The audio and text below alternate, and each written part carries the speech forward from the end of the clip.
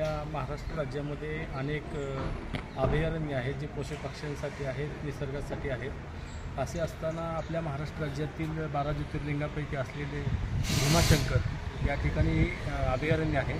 परंतु या अभयारण्यामध्ये त्या काम करणारे ठेकेदार आणि अधिकारी यांचे संगनमताने या शासनाच्या स्तरावरून जो निधी देण्यात येतो तर त्या निधीचा अपव्यय करीत फार मोठ्या प्रमाणामध्ये भ्रष्टाचार घडवून आणलेला आहे। त्याचं असं की स्थानिक लोक आहेत, स्थानिक समित्या असतात, त्या लोकांना कामं देणे अपेक्षित आहे, बंधनकारक आहे। असे असताना सुद्धा सदरच्या त्या वनक्षेत्रासाठी फॉरेस्टसाठी जे नेमणूक करण्यात आलेले जे अधिकारी आहेत ते आणि जे ठेकेदार आहेत हे दोन्ही संगनमताने आणि त्या ठिकाणी वनक्षेत्रपाल अनेक आहेत, त्यांची 4-5 जण त्या ठिकाणी आहेत। तर ह्या लोकांनी संगनमत करून शासनाचा व गोरगरीब कष्टकरी कामगार जे आहेत ज्यांच्या हातावरची पोटं आहेत अशा लोकांच्या निधीवर ती डल्ला मारून ती रक्कम जी आहे ती हडपण्याचा डाव हा वर्षानुवर्षे या ठिकाणी चालत आलेला आहे।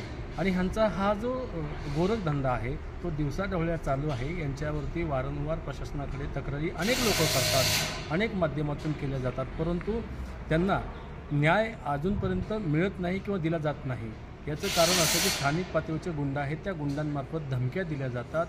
त्याचप्रमाणे अधिकारी जे आरेरावी जी भाषा शिवीगाळ करून जे कर्मचारी आहेत त्या ठिकाणी काम करणारे जे दलित, पीडित, शोषित, वंचित, कष्टकरी, आदिवासी समाजातील माझे बांधव आहेत त्या लोकांवरती राजरोसपणे खोटे गुन्हे दाखल करण्याच्या भीती दाखवत आहेत। त्यामुळे परिणामी या विषयाची कोणत्याही प्रकारची तक्रार करायला लोक धजावत नाहीत। हा विषय संघटनेपुढे आल्यानंतर आम्ही या विभागाच्या पुणे येथील कार्यरत्नाचे उपमुख्य संरक्षक प्राणी वन्यजीव यांच्याशी भेटलो।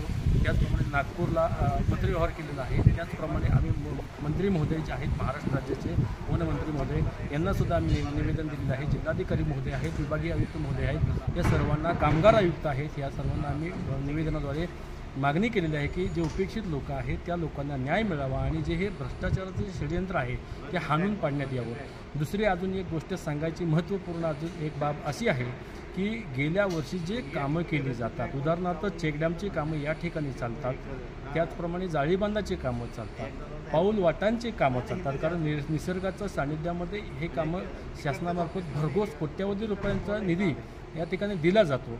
परंतु याचा विनियोग, त्याची अंमलबजावणी आणि त्याचं जे काही वापर आहे त्या प्रमाणामध्ये त्या दर्जाचं काम करणं अपेक्षित असताना तसं केलं जात नाही। या उलट गेल्या वर्षीच्याच बांधांना पलटी मारून त्याच्यावरती बिलं काढण्याचा गोरखधंदा हा त्या ठिकाणी काम करणारे ठेकेदार आणि अधिकारी यांच्या माध्यमातून संगनमताने हा चालू आहे।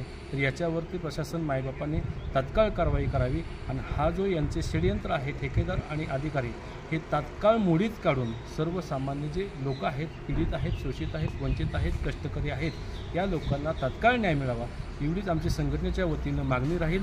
अन्यथा आम्ही या विषयावरती उग्र आणि तीव्र स्वरूपाचं आंदोलन लवकरच थोड्याच दिवसामध्ये आम्ही आयोजित केलेलं आहे आणि ते छेडू। जर समजा त्या आंदोलनादरम्यान काही अनुचित प्रकार घडले तर त्यास जबाबदार हे पूर्णपणे हे प्रशासन आणि ते ठेकेदार राहतील। त्याचप्रमाणे आमचे कार्यकर्ते, पदाधिकारी यांच्यावरती खोटे गुन्हे दाखल करण्याचे केसेस करण्याची सुद्धा धमकी या ठिकाणी आमच्यापर्यंत पोहोचलेली आहे दुर्दैवानं। परंतु आम्ही त्याही विषयावरती आम्ही संबंधित प्रशासनाला त्याप्रमाणे लेखी कळवलेलं आहे। तरी प्रशासन, मायबापांनी, वन विभागांनी, मान्य मंत्री महोदयांनी याच्याकडे विशेष लक्ष देऊन हा जो गोरख